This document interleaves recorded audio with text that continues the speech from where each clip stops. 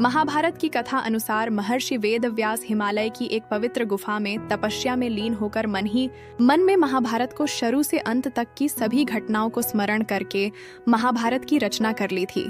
वेदव्यास ने मन ही मन में महाभारत की रचना तो कर ली, परंतु एक गंभीर समस्या खड़ी हुई कि इस महाकाव्य के ज्ञान को साधारण जन तक कैसे पहुंचाया जाए। इस काव्य की जटिल रचना और बड़ी लंबाई के कारण बहुत कठिन था। कोई बिना गलती किए वैसा ही लिखता जाए जैसा ही व्यास बोलते जाए। इसलिए महर्षि वेदव्यास ब्रह्मा जी के पास गए और ब्रह्मा जी के कहने पर व्यास जी गणेश के पास पहुंचे। भगवान गणेश वेदव्यास के कहने पर लिखने के लिए तैयार हो गए, परंतु गणेश ने वेदव्यास के सामने एक शर्त रखी कि एक बार काव्य लिखना शुरू हो जाए, फिर काव्य समाप्त न होने तक बीच में कहीं लिखना बंद नहीं करके।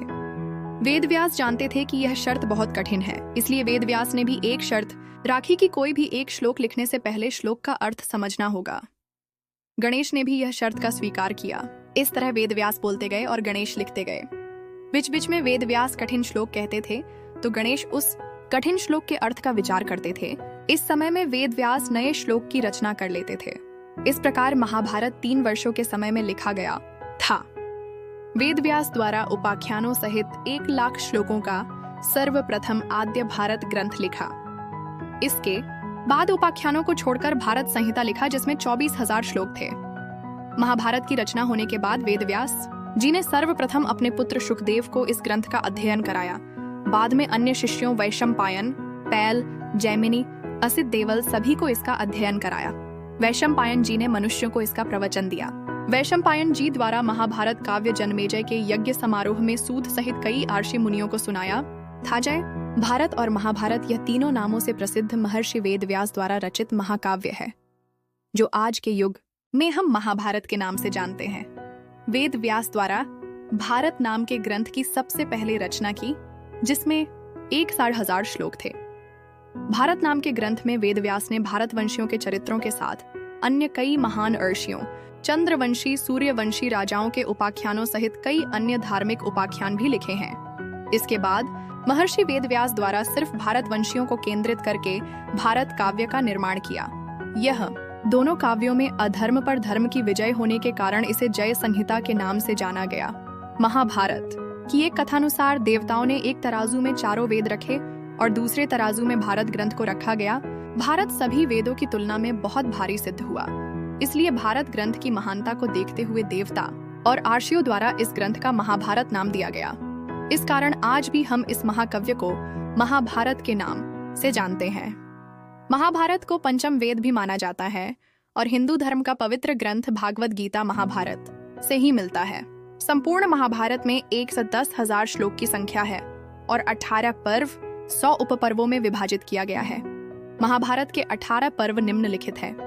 महाकाव्य की विशालता और महानता का अंदाजा महाभारत के प्रथम पर्व में उल्लेखित एक श्लोक से अनुमान लगाया जा सकता है, जिसका अर्थ है जो महाभारत में है वह आपको संसार में कहीं भी अवश्य मिल जाएगा, जो यहाँ नहीं है वो संसार में आपको कहीं नहीं मिलेगा। महाभारत में धृतराष्ट्र के 100 पुत्रों के अलावा धृतराष्ट्र का एक दासी से युयुत्सु नाम का पुत्र भी था। कौरवों की संख्या 100 थी। ज्येष्ठ पुत्र दुर्योधन था, परंतु 100 कौरवों में सबसे छोटे पुत्र का जन्म हुआ होगा, तब दुर्योधन की उम्र कितनी होगी। गांधारी की भक्ति और पतिव्रता धर्म का पालन करने से भगवान व्यास अर्षि प्रसन्न हुए। व्यास अर्षि ने गांधारी से कहा, क्या चाहिए तुम्हें मांगो। तब गांधारी ने 100 पुत्र की प्राप्ति हो ऐसा वरदान दीजिए। व्यास अर्षि ने गांधारी को 100 पुत्र होने का वर दिया। व्यास जी के आशीर्वाद से गांधारी 100 पुत्रों की माता बाणी। गांधारी जब गर्भवती थी उस समय 2 वर्ष तक बालक का जन्म नहीं रहा था। फिर गांधारी ने एक पत्थर का प्रहार करके गर्भ का त्याग करना चाहा। गर्भ त्यागने पर एक मृत मांसपिंड जन्म हुआ। ये सब व्यास ऋषि ने अपनी योग दृष्टि से जान लिया था। फिर व्यास अर्षि आए और उस मृत मांसपिंड पर जल छिड़का और मांसपिंड के 101 टुकड़े करे हुए। व्यास अर्षि आज्ञा दी कि इस मांसपिंड के टुकड़ों को घी से भरे हुए पात्र में रख दिया जाए। उस मांसपिंड के टुकड़ों में से 100 पुत्र और 1 कन्या का जन्म हुआ, इसलिए कौरवों की उम्र में कुछ घंटे का अंतर रहता है। महाभारत में हस्तिनापुर नामक राज्य के राजा धृतराष्ट्र और गांधारी के पुत्र कौरवों थे। कौरवों की कुल संख्या 100 थी। धृतराष्ट्र के ज्येष्ठ भाई पांडु के 5 पुत्र थे। जिन्हें हम 5 पांडव के नाम से जानते हैं। पांडु हस्तिनापुर के पूर्व राजा थे।